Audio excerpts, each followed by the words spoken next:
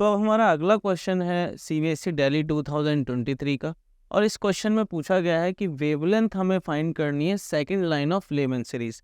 तो यहाँ पे सबसे पहले second line of Lyman series का कंसेप्ट समझते हैं। अगर हम एनर्जी लेवल्स को ड्रॉ करें, n is equal to 1, n is equal to 2 and n is equal to 3। देखिए लेमन सीरीज की जो फर्स्ट लाइन होगी वो ये होगी, और सेकंड लाइन का मतलब यहाँ से जंप होगा। अब देखिए जो फर्स्ट लाइन होती है इसके बारे में बताएं कि ये फर्स्ट लाइन तो बोली ही जाती है साथ साथ, क्योंकि ये सबसे कम एनर्जी गैप है तो सबसे कम फ्रिक्वेंसी होगी, या फिर इसे कह सकते हैं अगर सबसे कम फ्रिक्वेंसी तो सबसे बड़ी वेवलेंथ यानी और लॉन्गेस्ट वेवलेंथ। अब अगर आपने लॉन्गेस्ट वेवलेंथ जब हमने पढ़ाया था उसके बारे में ध्यान से सुनाओ तो इस स्पेक्ट्रम को याद करना बहुत ज़रूरी है, ताकि कई बार इस तरह के क्वेश्चन डायरेक्ट आंसर भी किए जा सकें। जैसे लॉन्गेस्ट वेवलेंथ या लेमन सीरीज की जो रेंज होती है वो कुछ इस तरीके से होती है। लेमन सीरीज 91 नैनोमीटर से 122 नैनोमीटर तक जाती है। अब देखिए लॉन्गेस्ट यानी ये वाली लाइन जो है ये 122 नैनोमीटर की ही है। अब यहाँ पे क्वेश्चन फर्स्ट लाइन के लिए नहीं है, सेकंड लाइन के लिए है, तो सेकंड लाइन को हमें कैलकुलेट करना पड़ेगा। लेकिन बिफोर कैलकुलेशन हम जानते हैं कि सेकंड लाइन भी इसी स्पेक्ट्रम की या इसी वेवलेंथ रीजन में ही आएगी। तो अगर आप कैलकुलेशन करें और आंसर कहीं आउटसाइड द रेंज आता है तो आपको पता चल जाएगा कि आपने कुछ गलत किया है। चलिए अब देखिए सॉल्यूशन को देखते हैं। यहाँ पर सॉल्यूशन में सबसे पहले आप मेंशन करेंगे कि आप स्पेक्ट्रल सीरीज का फॉर्मूला यूज़ करने वाले हैं, तो आप ऐसे लिखेंगे using 1/λ is equal to r 1/n final का स्क्वायर माइनस 1/n इनिशियल का स्क्वायर। इस तरीके से आपने फॉर्मूला लिखा और यहाँ पे ऐसे मेंशन करेंगे for second line of lemon. आपको पता है कि n फाइनल तो लेमन सीरीज के लिए हमेशा 1 ही होगा, बट यहाँ पर n इनिशियल कौन सा होगा 3। ठीक है, यहाँ पर मैं मेंशन कर देता हूँ सेकंड लाइन। तो देखिए यहाँ पे n इनिशियल मैंने लिख दिया 3। अब बस मेरे को जस्ट वैल्यू पुट करनी है, तो 1/λ इज इक्वल टू r की जगह यहाँ पे हमें बोल रखा है एक पर्टिकुलर वैल्यू, वैसे 1.01 1.09 भी इस्तेमाल करी जाती थी। तो यहाँ पे 1/ ये n फाइनल की जगह पे 1 का स्क्वायर और माइनस n इनिशियल की जगह 3 का स्क्वायर। ठीक है, अब इसके बाद हमने क्या करना, जस्ट सॉल्व करना है और हमें ध्यान रखना है आंसर उसी रेंज के अंदर कहीं आना चाहिए। और अगर देखिए ये 122 है तो इसके बाद जो है थोड़ा सा वहाँ से कम होगा, यानी 100 प्लस ही आपका कुछ आंसर आना चाहिए। यहाँ पे हो गया, अब ये हो गया आपका 1 और 9 था, इधर एलसीएम लेके 9 ही आ जाएगा। यहाँ पे 9 माइनस 1, तो ये कुछ इस तरीके से हो गया 1.1 इंटू 10 की पावर 7 और इंटू 8/9। ठीक है, अब यहाँ पे 1/λ और लैम्डा हो गया यहाँ पे लैम्डा इज इक्वल टू 9/8। ठीक है, और नीचे इंटू 1.1 और ये 10 की पावर 7 जो ऊपर जाके -7 हो जाएगा।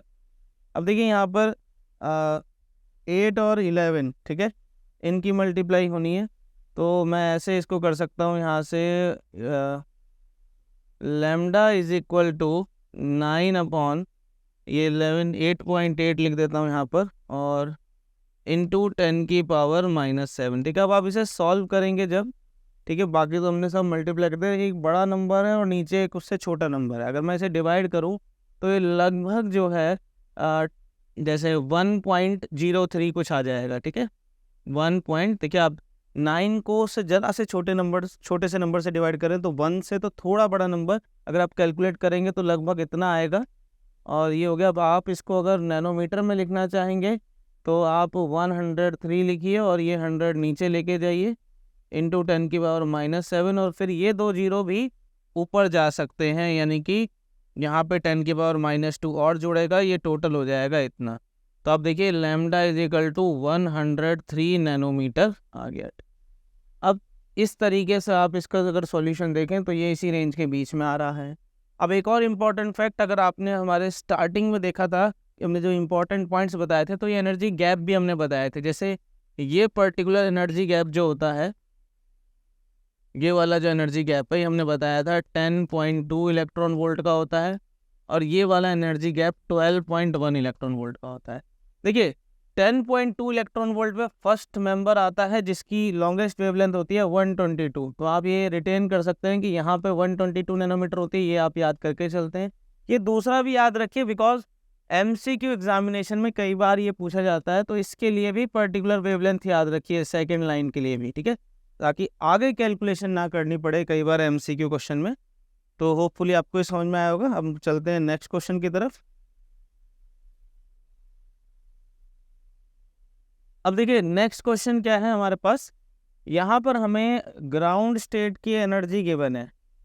अब देखो ग्राउंड स्टेट में एनर्जी का फॉर्मूला ये होता है, उसके बाद बोल रखा है इलेक्ट्रॉन ट्रांजिशन करता है एनर्जी लेवल 1.51 से और ये -3.4 तक। आपको वेवलेंथ ऑफ द स्पेक्ट्रल जो लाइन है जो एमिट हुई है वो बतानी है। देखिए यहाँ पर मैं सॉल्यूशन को अगर लिखूँ तो सबसे पहले आप लिखेंगे एनर्जी लेवल। आपको यहाँ पे क्या बताना पड़ेगा कि एनर्जी लेवल फॉर्मूला, ठीक है। उन्होंने ग्राउंड का दे रखा है लेकिन आपने एक जनरल एक्सप्रेशन लिखना है, अभी मैं बताता हूँ क्यों, n², ठीक है। नाउ इलेक्ट्रॉन ने 1.51 से, जो नेगेटिव में 1.51 है, उससे ट्रांजिशन किया है। यहाँ पे -1.51 इलेक्ट्रॉन वोल्ट रिप्रेजेंट्स, ठीक है। आपको अगर वो सीरीज याद है जो हमने बताई थी, क्योंकि तो बोला था ये मेमोराइज करना ज़्यादा इंपॉर्टेंट है, ये n=1 होता है, ये n=2 होता है, ये n=3 होता है। तो ये माइनस का 13.6 इलेक्ट्रॉन वोल्ट, ये माइनस का जो है आपका 3.4 इलेक्ट्रॉन वोल्ट, और ये माइनस का 1.5 इलेक्ट्रॉन वोल्ट, ठीक है। तो ये पैटर्न था, आगे 0.85 माइनस में, ताकि आपको जो बार बार कैलकुलेशन ना करनी पड़े। अब यहीं से आप लिख सकते हो 1.5 इलेक्ट्रॉन वोल्ट रिप्रेजेंट, आपने फॉर्मूला दे दिया वो और कुछ नहीं बताना। अब ये जो टीचर है वो इंट्रोस्पेक्ट करेगा कि इसका मतलब क्या है, कि -1.5 इलेक्ट्रॉन रिप्रेजेंट करता है n=3 एंड माइनस का 3.4 इलेक्ट्रॉन वोल्ट रिप्रेजेंट्स n= आपका 2, ठीक है। अब आपके पास इसका मतलब क्या हो गया कि 1.51 यानी कि 3 वाले एनर्जी लेवल से 2 पे वो जो है इलेक्ट्रॉन ने ट्रांजिशन करी है, सही है। Hence n initial = 3 and n final = 2। तो एक हायर एनर्जी लेवल से वो एक दूसरे एनर्जी लेवल पे कूदा है, लोअर वाले पे, तो भाई एमिशन तो होगा ही, यहाँ से एक पर्टिकुलर जो है वेवलेंथ निकलेगी। अब ज़रा ध्यान से देखो, ये n=2 है। जब भी कोई ट्रांजिशन हायर लेवल से n=2 पर होती है तो उसे बाल्मर सीरीज ही बोला जाता है। अब वही जो पिछले क्वेश्चन में लॉजिक था वही यहाँ पे यूज होगा कि बेटा एनर्जी गैप मिनिमम है, ठीक है। अब देखिए 2 पे कूदने के लिए जो सबसे पहला जंप है वो 3 वाला ही है, यानी यहाँ पे एनर्जी गैप मिनिमम है, तो इसको फर्स्ट मेंबर तो बोलेंगे ही। अब एनर्जी गैप मिनिमम है तो यहाँ पे लॉन्गेस्ट वेवलेंथ होगी ये, और अगर आपको बाल्मर सीरीज की भी लॉन्गेस्ट वेवलेंथ पता है तो लैम्डा बाल्मर या बाल्मर की लॉन्गेस्ट होती है लगभग 656 नैनोमीटर, ठीक है। तो देखिए आपको अगर कुछ पर्टिकुलर एंड पॉइंट्स या रेंज अगर मेमोराइज है तो आपको पहले ही पता है कि इसका सॉल्यूशन कितना आना है। अब रेस्ट क्या है, वैल्यू सब्स्टिट्यूशन। तो दोबारा यहाँ लिखेंगे यूजिंग 1/λ = r 1/n फाइनल का स्क्वायर माइनस का n इनिशियल का स्क्वायर, ये आपने रिप्रेजेंट किया यहाँ पे 1/λ, और अगेन r की वैल्यू 1.1 × 10⁻⁷, n फाइनल की जगह पे 2 का स्क्वायर यानी कि 4, और यहाँ पे माइनस n इनिशियल की जगह 3 का स्क्वायर यानी कि 9, और ये 1/λ = 1.1 × 10⁻⁷, और यहाँ पर आ गया आपका 36, और यहाँ पे 9 - 4 यानी कि 5, ठीक है। अब जब आप इसे सॉल्व करेंगे यहाँ पर λ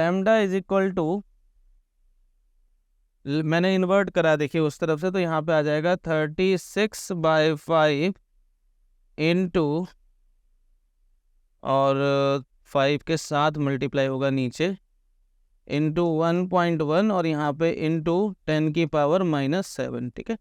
तो अब देखिए 5 7 जा 35।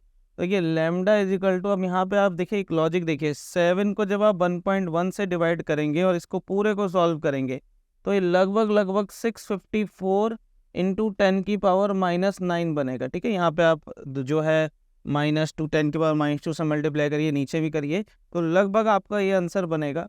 अब आप यहीं से अंदाज़ा लगा लीजिए कि ये आंसर जब आप इसे कैलकुलेट भी करेंगे, ये तो पर्टिकुलर हमने लेमडा को या आर को ये पर्टिकुलर 1.1 चूज़ करा है और प्रॉपर वैल्यू के पास साथ ये बिल्कुल इसके पास आएगा। ठीक है, तो आप देखिए, आप अगर ये स्टेप भी सिर्फ इतना इतना लिखते और आप डायरेक्ट इतना लिखने के बाद ये डायरेक्ट सॉल्यूशन लिख देते, क्योंकि आपने ये मेमोरी में रिटेन कर रखा था, तो भी इस क्वेश्चन में ज़्यादा सॉल्विंग करने की ज़रूरत नहीं थी। जैसा हमने शुरुआत में ही बता दिया था कि रेंज की एक स्पेसिफिक आइडिया होना बहुत ज़रूरी है। ठीक है, तो फुल इस तरीके से आप देख रहे हैं डायरेक्ट जो है मेमोरी बेस्ड क्वेश्चन है ये। इसके बाद देखिए अगला क्वेश्चन है ये, इसमें आपके पास एक बार मैं इसे रब कर लेता हूँ।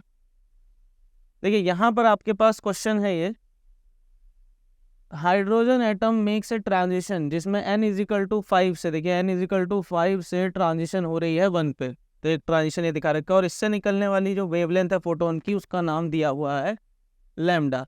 अब बोल रखा है फोटोन की वेवलेंथ क्या एमिट होगी, या जो नया एक नई वेवलेंथ जो निकलेगी उसकी वैल्यू क्या होगी अगर वो 5 से 2 की तरफ ट्रांजिशन, यानी पहले 5 से 1 हुई तो उसका नाम लैम्डा था, अब 5 से 2 हुई तो उसकी जो वैल्यू होगी, जो भी नया वेवलेंथ आएगी, वो पुराने वाले से कंपेयर करके 4 ऑप्शन दे रखे हैं। तो हमने मान लीजिए यहाँ पे लैम्डा डैश सेलेक्ट किया उसे। वैसे एमसीक्यू एग्जामिनेशन है देखिए, तो बहुत ज़्यादा हमें उसने सोचने की ज़रूरत नहीं, लेकिन हम सीधा अगर ये डिटेल्ड सॉल्यूशन आता हम उस हिसाब से इसे सॉल्व करेंगे। तो वही अगेन यूजिंग